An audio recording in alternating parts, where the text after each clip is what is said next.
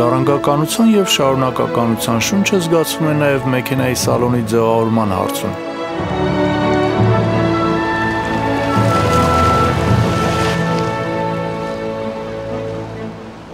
Մեքենայի ինտերիերը անճանաչելիորեն փոխվել է։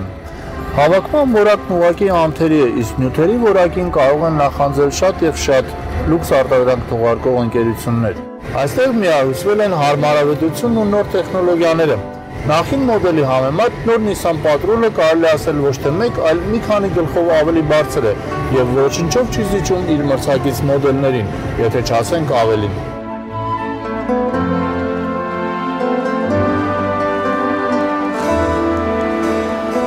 Որակի առումով Patrol-ն ընդհուպ մոտեցել է Nissan-ի լյուքսային բրենդ Infiniti-ին։ Օգտագործված նյութերը, կաշին, փայտե վրադիրները, պլաստիկ նյութերը մանրակրկիտ ընտրված և մշակված են։ Patrol-ի սալոնում թանկարժեքության և հարմարավետության մթնոլորտ է թևածում։ Այստեղ այնքան տարածություն կա, որ կարելի է երկրորդ շարք նստատեղերին ոտքը ոտքի վրա գցել։ Իսկ 7 տեղանոց սալոնի երրորդ շարք նստատեղերը ծալվում են բեռնախցիկի ծավալը 550-ից հասցնելով 1490 լիտրի։ Դե չենք ասում հարուստ օժանդակ հարմարությունների մասին։ Կենտրոնական վահանակի, մուլտիմեդիա համակարգի, նստատեղերի գլխադիրների մոնիտորների, DVD չենջերների, առանձին կլիմայական կարգավորման համակարգերի, առաստաղից փչող օդային վարակույրների ու էլի բազմաթիվ հարմարավետ համակարգերի մասին։ Patrol-ի վրա կենտրոնացվել է Nissan-ի տեխնոլոգիական նվաճումների ողջ տեսականին, որոնց հետ ընթացքում կծանոթանանք, իսկ ընդհանուր առմամբ նշենք, որ Nissan-ի ինտերիերը ևս միանգամայն համահունչ է իր արտաքինի հետ և բավականաչափ լուրջ մարտահրավեր իր մրցակից մոդելներին։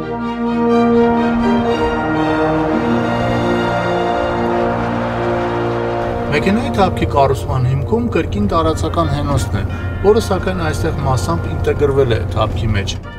Նոր Patrol-ը հրաժեշտ է տվել նախկին միաձուլ կամրջակներին և այստեղ հիմա թե առջևում, թե ետևում անկախ կախոցներ են, օժտված թափքի ճոճքի կարգավորման Hydraulic Body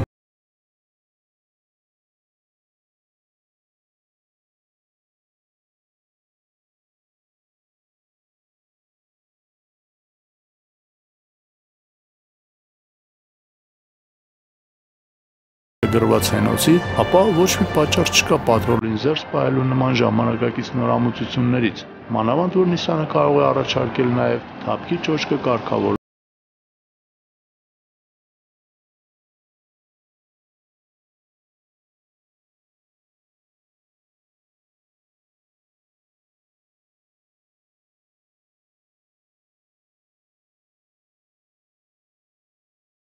բարձր կենտրոն և մեծ քաշ ունեցող ամենագնացների համար միանգամայն անհրաժեշտ և հարմարավետ համակարգ է սա։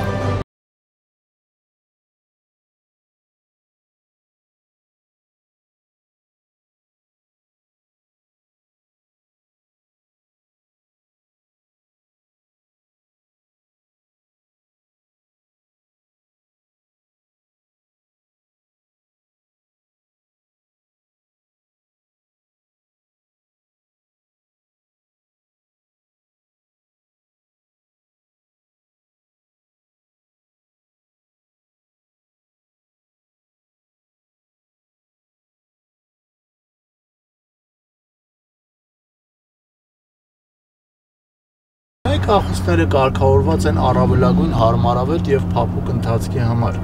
Դրանք հիանալիորեն կլանում են ճանապարհի անհարթությունները և մեքենայում գտնվողներին զերծ պահում անցանկալի ցնցումներից։ Միևնույն ժամանակ պետք է դրվատանքի խոսքեր ասել նաև մեքենայի ձայնամեկուսացման մասին։ Այստեղ բազմաշերտ ապակիներն ու բազմաթիվ կլանիչ նյութերը հարմարավետ ձայնային ֆոն են ապահովում, իսկ դրսի աղմուկն ուղղակի արգելափակված է ներսում գտնվողների համար։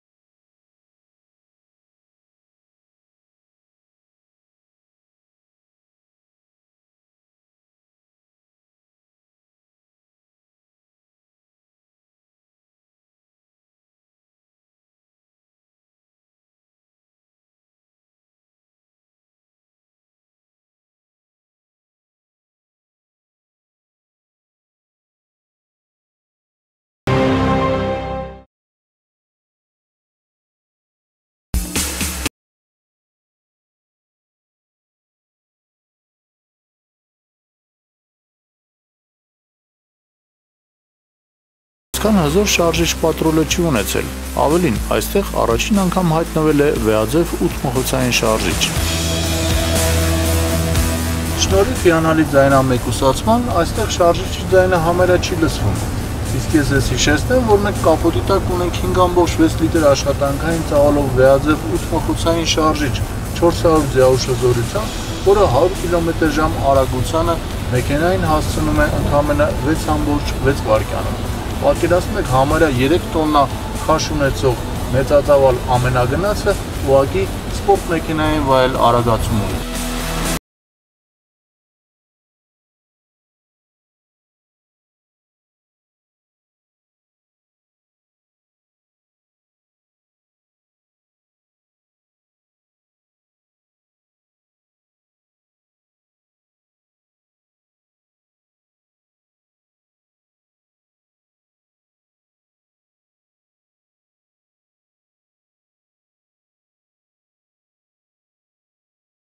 Դաշտը չլինեին, ապա կարելի էր կարծել, որ վարում ես մի ինչ-որ արագընթաց քրոսովեր կամ սպորտ կուպե։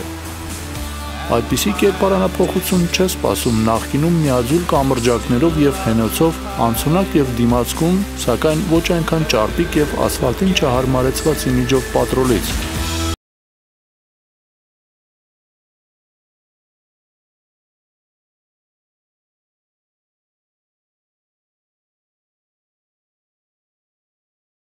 Վարման պայմաններում այն շատ սահուն աննկատ փոխում է աստիճանները, սակայն ակտիվ վարման ժամանակ, երբ հարկավոր է արագ արձագանքել եւ կտրուկ փոխել փոխանցումները, նա կարող է 2 աստիճանով իջնել ներքև եւ ապահովել արագ վազանց։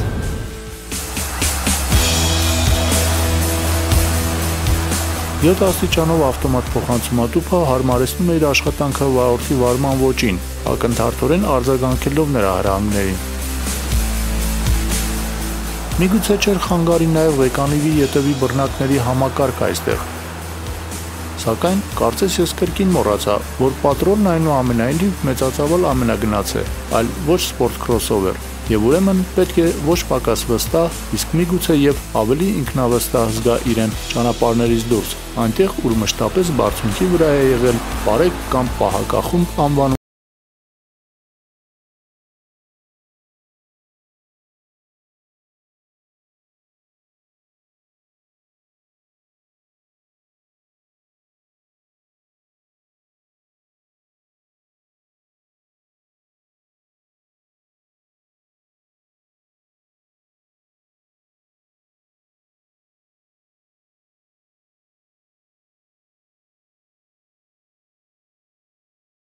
համակարգ, որը մեքենայի անցունակությունը հասցնում է մի նոր ավելի բարձր աստիճանի։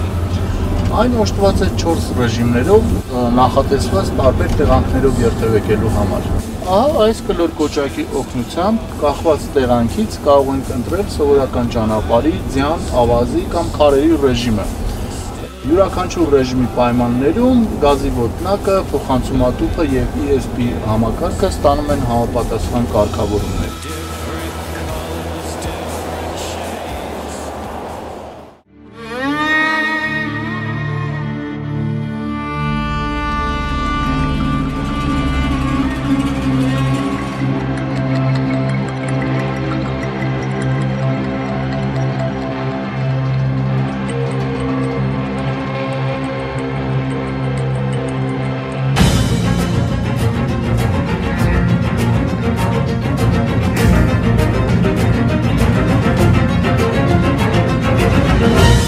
Ըստ էության մեքենայի հիանալի անցունակությունը քննարկման ենթակա չէ, որն ակներևաբար երևում է ամենադժվար տեղանքներից մեկում ավազե բլուրներում երթևեկելիս, ուր գոյություն ունեցող ամենագնացների գերակշիռ մեծամասնությունը ուղղակի կթաղվի ավազների մեջ, իսկ հմուտ վարորդի ձեռքում այն կարող է իրոք հրաշքներ գործել։